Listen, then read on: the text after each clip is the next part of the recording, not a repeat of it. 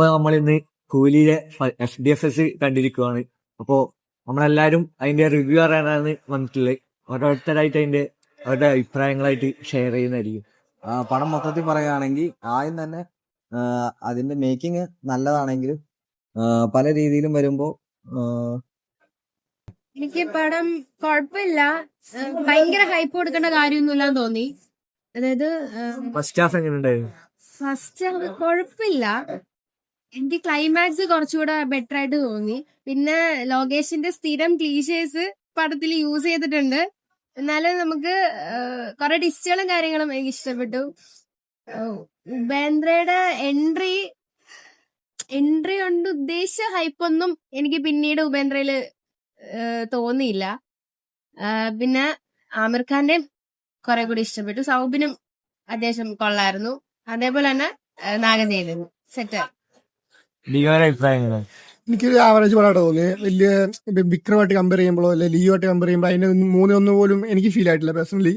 പിന്നെ അറിയാലോ cinematography ഗിരീഷാണ്. So അതിന്റെ കുറച്ച് മേക്കിംഗ് കൊള്ളാം. പിന്നെ മ്യൂസിക്കാണ് മെയിൻ. പടം കൊണ്ടുപോകുന്ന മൊത്തം മ്യൂസിക്കിലാണ്. എല്ലാവരും മ്യൂസിക് ബേസിലാണ് കൊണ്ടുപോകുന്നത്. ഒരു രക്ഷയില്ല കേട്ടോ. അത് ഒരു രക്ഷയില്ല. മ്യൂസിക് എല്ലാത്തിന്റെ മുകളിൽ കയറിയിരിക്കുക. മ്യൂസിക് ഭയങ്കര ബേസിക്കലി അരുണിതവണ ആ മാസ് ബേസ്. പിന്നെ എതിരാണ് എപ്പോഴും ഹൈപ്പ് മീൻസ് മാസ് കൊടുത്ത് നമുക്ക് ഫീൽ ചെയ്യത്തില്ല. നമ്മള് നോർമലൈസ്ഡ് ഹൈപ്പ് എപ്പോഴും ഹൈപ്പ് കണ്ട് മാസ് കണ്ട്. ഫസ്റ്റ് ഹാഫ് ആ ഒരു 15 മിനിറ്റ്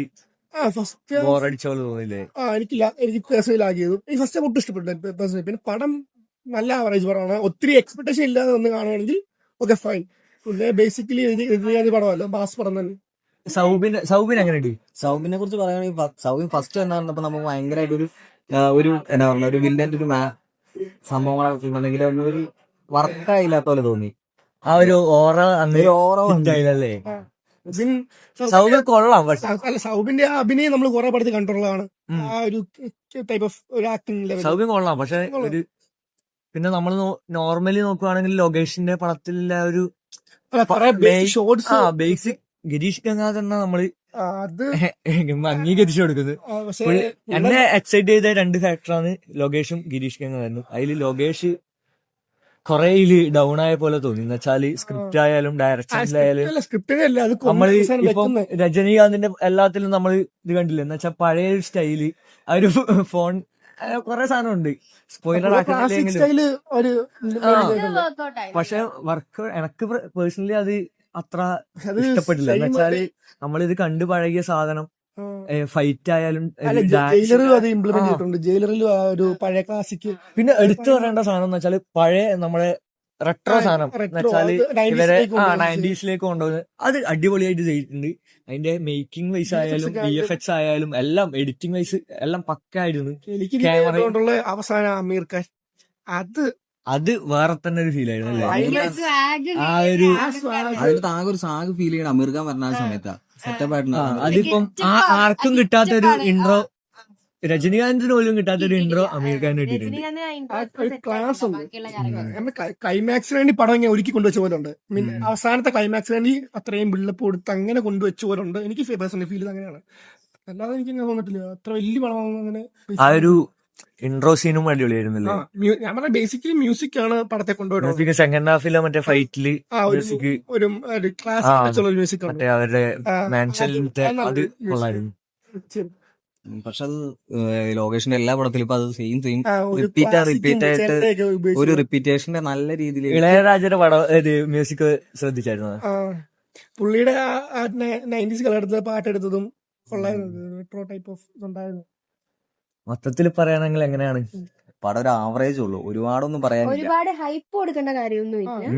എബോവ് ആവറേജ് എന്നെ സംബന്ധിച്ചിടത്തോളം എബോവ് ആവറേജ്. ജസ്റ്റ് ഒരു വൺ ടൈം വാച്ച് നിലയിൽ ഒന്ന് കണ്ടുപോവാന്നല്ലേ?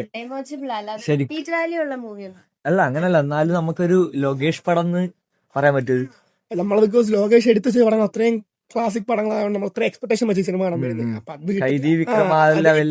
സ്വാഭാവികമായിട്ടും ഫാൻസിന് ലോകേഷ് പടം ആഗ്രഹിച്ച് വരുന്നവർക്ക് നിരാശയായിരിക്കും സ്വാഭാവികമായിട്ടും. കുറെ മലയാളം ആക്ട്രസ് ഉണ്ട്. അതെ, കുറെ മലയാളം ഡയലോഗ്സ് ഉണ്ട്. അത് കൊള്ളായിരുന്നു. സൗബിന്റെ എല്ലാം മാത്രമല്ല കുറെ ആക്ടേഴ്സ് ഉണ്ട്, നമുക്ക് കാണാൻ പറ്റും.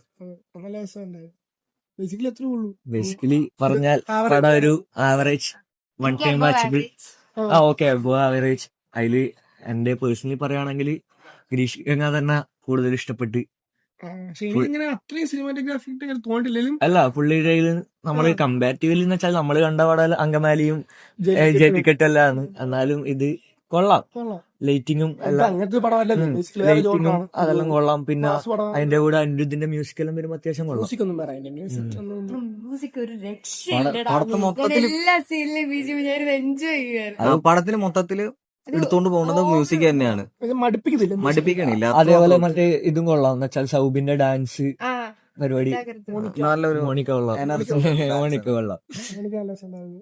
അപ്പൊ മൊത്തത്തില് പറയുകയാണെങ്കിൽ പടം ഒരു one time watchable average or theatre വെച്ച് തന്നെയാണ്. തിയേറ്റർ വാച്ച് ഉണ്ട് എന്ന് വെച്ചാല് എന്നാ അത്രയും മ്യൂസിക്കും ആ ഒരു ക്യാമറ എല്ലാം കൊണ്ട് തിയേറ്റർ വാച്ചബിൾ ആണ്. അപ്പൊ എല്ലാരും പോയി പടം കാണുക, എൻജോയ് ചെയ്യുക, അത്രേ ഉള്ളൂ. ബൈ.